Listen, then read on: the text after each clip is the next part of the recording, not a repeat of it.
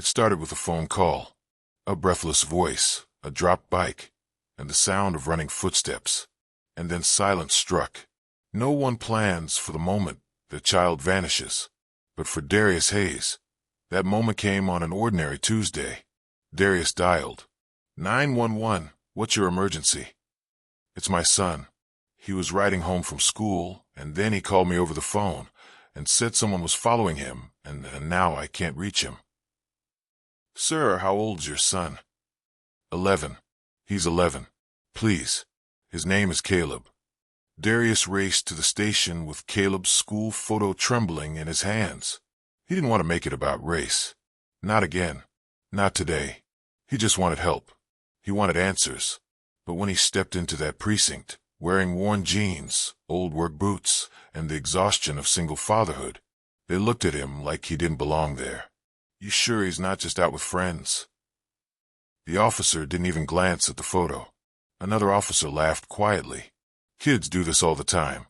Give a few hours. A few hours? A few hours? My son said someone was following him. He doesn't just disappear. But Darius knew the tone, the smirks, the unspoken math in their eyes. Black father plus urban neighborhood equals irresponsible. Overreacting. Maybe worse. He tried explaining to the officers that Caleb was on the honor roll. He called every day after school. He'd never just disappear. But they were already turning away. And that's when Darius did something he hadn't done in years. He pulled out his phone, scrolled through his contacts, then paused. Her name stared back at him. Simone Hayes. The sister who never liked the spotlight, but had just stepped into the biggest one in the state. Mayor of Brookhaven. He hadn't wanted to use her name. They had drifted apart over the years. Careers, differences, life. She didn't even know Caleb well. But none of that mattered now. He hit call. Darius. Her voice was calm, but he could hear the edge in it. I need you, he said. They won't listen. Meanwhile, at the station, an officer leaned back in his chair, arms crossed. You're free to file a report, but unless he's been missing 24 hours. Click. The front doors of the precinct burst open. Heels echoed down the tile floor like thunder. Every head turned. And there she was. Red blazer.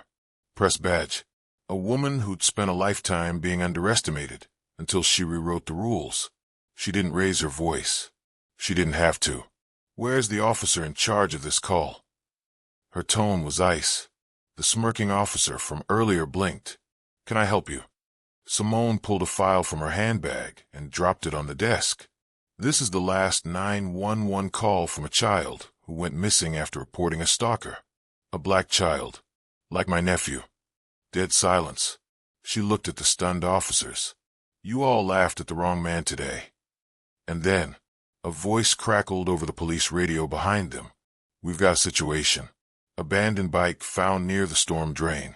Blood on the sidewalk. Requesting backup. Darius froze.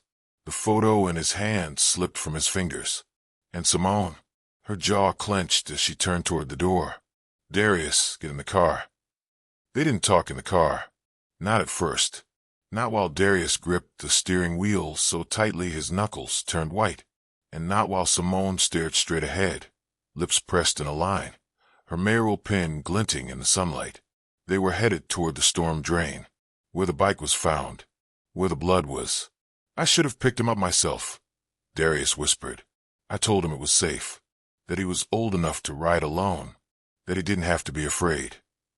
Simone turned to him sharply. Don't you dare blame yourself. You did what any father would do. You raised a good kid. This is on them. But even she couldn't hide the fear in her eyes. When they arrived, the area was already taped off. Caleb's small red bike lay tilted on its side.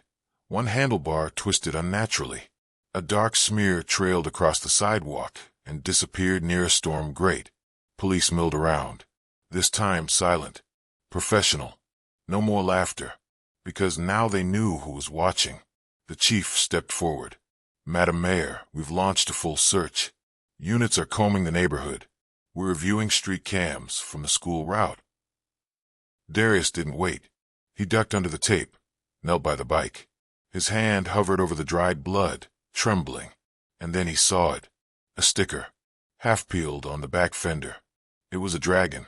Red. Fierce. Caleb's favorite, he muttered. The last birthday gift his son had picked for himself. Simone walked up beside him. He fought back, she said quietly. Suddenly, a voice called out, "Ma'am, you want to see this?" A young officer approached with a tablet. "It's from a local store cam. Caught something on the feed from about an hour ago." They watched. There was Caleb, riding fast, glancing over his shoulder, clearly scared. And then, a dark SUV pulled into the frame, slowed down. The driver wasn't visible. No plates. But the car followed Caleb until the feed cut. Darius swallowed hard. "Who was that?" The officer hesitated. "We're running it. But Madam Mayor, there's something else." He pulled out a folded paper. This was found stuck under the bike. He handed it to Simone. She opened it, and her eyes widened. Inside, a photographic grainy black and white image from decades ago. A young black man standing next to a child. Simone's face went pale. Darius leaned over to look. "What is it?" But Simone didn't answer. She just whispered one name. "Lawrence." Darius blinked. "Your old campaign strategist?" Simone nodded slowly. "He disappeared years ago. People thought he left town, but I knew something was off." Darius stared at her. "Wait, you think he took Caleb?" She didn't answer right away. "No, but I think someone wants to drag the past into this, and I have a feeling it's political." The officers stared at each other, now clearly out of their depth. But before they could respond, Simone's phone buzzed. "Unknown caller." She answered and froze. Then her expression darkened. She held the phone out on speaker. A distorted voice spoke. "You always said family should come before politics, Simone. Let's see if you meant it. Tell the cops to back off, or the boy never comes home." Click. The line went dead. Silence. Then Darius snapped. He slammed his fist into the hood of the cruiser. "They're using my son to get to you." Simone's voice was steady. "No, they're using us both." She turned to the chief. "Pull back the public search. I'll need 5 minutes alone. Then we go underground." The chief hesitated. "But ma'am," I said now. Darius pulled her aside. "Are you seriously calling this off?" "They have my son." She looked at him, voice low. "Darius, if we go loud, Caleb dies. We have to play it their way for now." He didn't like it, but he trusted her. As the cruisers pulled away, Darius and Simone stood in the shadow of the overpass. And then, out of nowhere, a figure stepped out from the bushes, hood up with sunglasses on, walking slowly toward them. He held up his hands. "I have something you need to see." Darius reached instinctively for the baton he still carried from his old security job. "Who are you?" The figure stopped. "I'm not here to hurt anyone," he said. "I was at that precinct earlier today. I saw how they treated you." He looked directly at Darius. "I saw Caleb get into that SUV. I followed it, and I know where they took him." Simone stepped forward. "Why didn't you go to the police?" He hesitated. "It's because I don't trust them. But I do trust you." He handed her a phone he'd recorded the incident with. "Everything's on here." Darius stared at him. "Who are you?" The man pulled down his hood, and Simone's face went ghost white. "You." The mayor's press conference wasn't just about policy anymore. It was about blood, family, and accountability. Mayor Imani stood at the podium, cameras flashing, mics crowding her space.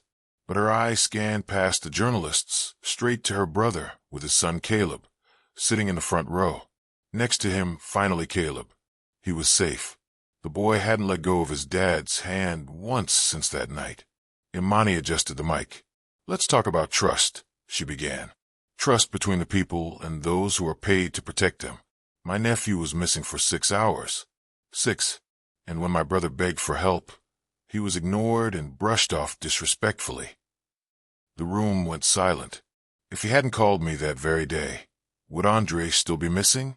Would he still be alive, I ask? Somewhere in the back, Officer McCree shifted in his seat, beads of sweat forming. His face had been all over social media. People were calling for his badge and more. Let me be clear, Imani said. This isn't just about one officer. This is about a system that doesn't see black fathers as victims, that hears us differently if at all. She paused. Well, you hear us now.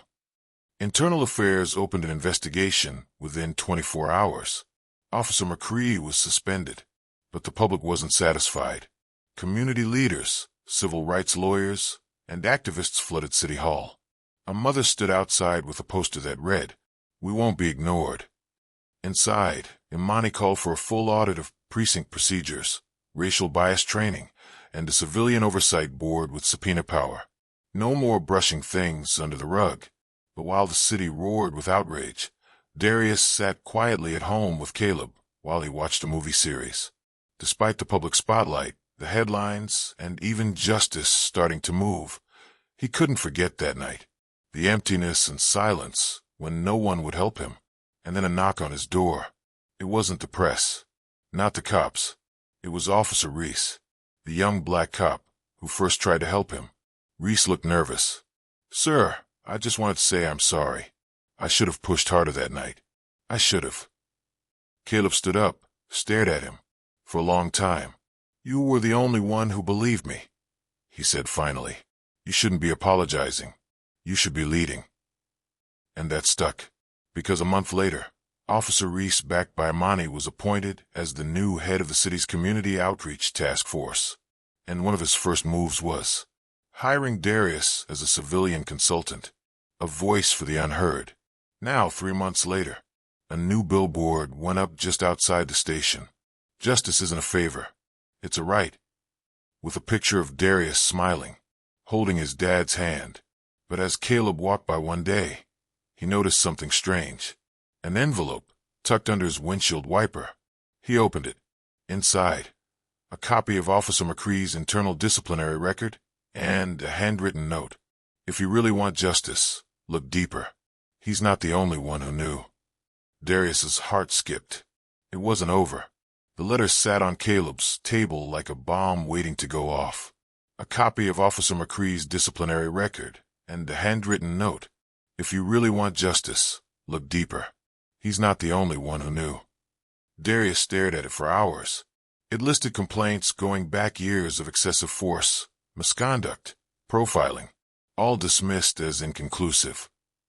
But one thing stood out. A name. Lieutenant Harris, McCree's direct supervisor. Every complaint, every report, and every ignored plea signed off by him. Darius picked up his phone, but he didn't call the police. He called Imani. Mayor Imani listened as Darius laid it all out.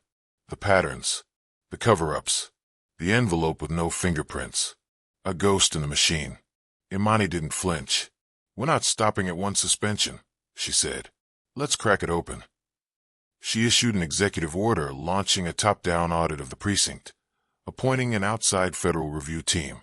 And that's when it all began to unravel. Whistleblowers came forward. Body cam footage went missing.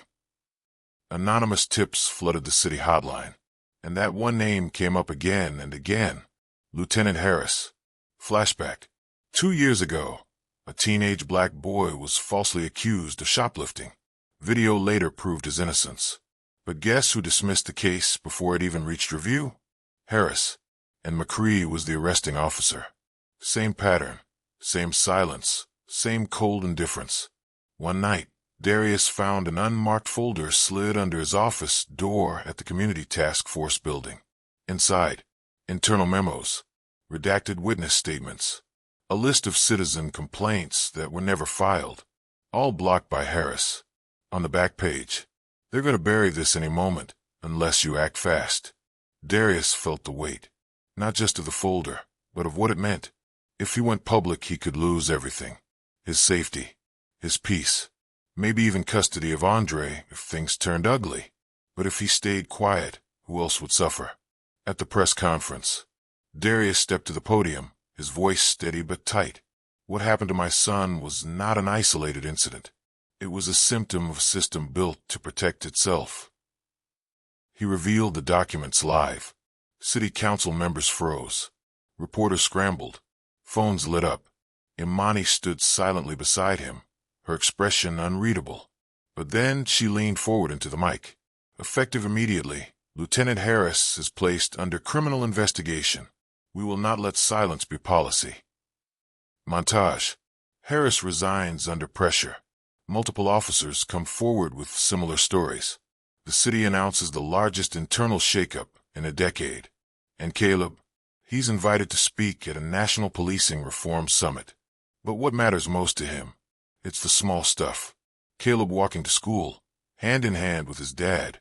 Reese, now Captain Reese, walking beat alongside the same neighbors he once protected in the shadows. And at the community center, a mural is painted, bold, bright, and loud. Our voices don't fade. They echo, featuring a boy with wide eyes and a father standing tall behind him. 1 year later, Caleb Darius envelope, but this one is different. Inside, a thank you card, signed by the teenage boy who was falsely arrested years ago. He writes, "You changed everything. I see the world differently now." And they finally see us. Darius smiles. For the first time in a long time, it's peace. Real peace. But as he turns off the light in his office, the message pings on his phone. A private number. One sentence. They're building it again, just under a new name. Darius exhales. Because justice isn't a one-time act. It's a lifetime of watching the watchers. He locks up and walks out into the night. Ready. If this story opened your eyes, don't let it end here. Comment justice is a journey in the comment section. Share this with someone who's ever felt ignored. And if this is your first time here on our channel, do well to like and subscribe to Tracelight Stories for more powerful narratives that uncover truth in plain sight. Because silence never changed anything. But stories, they can change everything. Have you watched our last video? Click now to watch and drop your comments as it helps our channel to grow. Thank you and see you in the next video.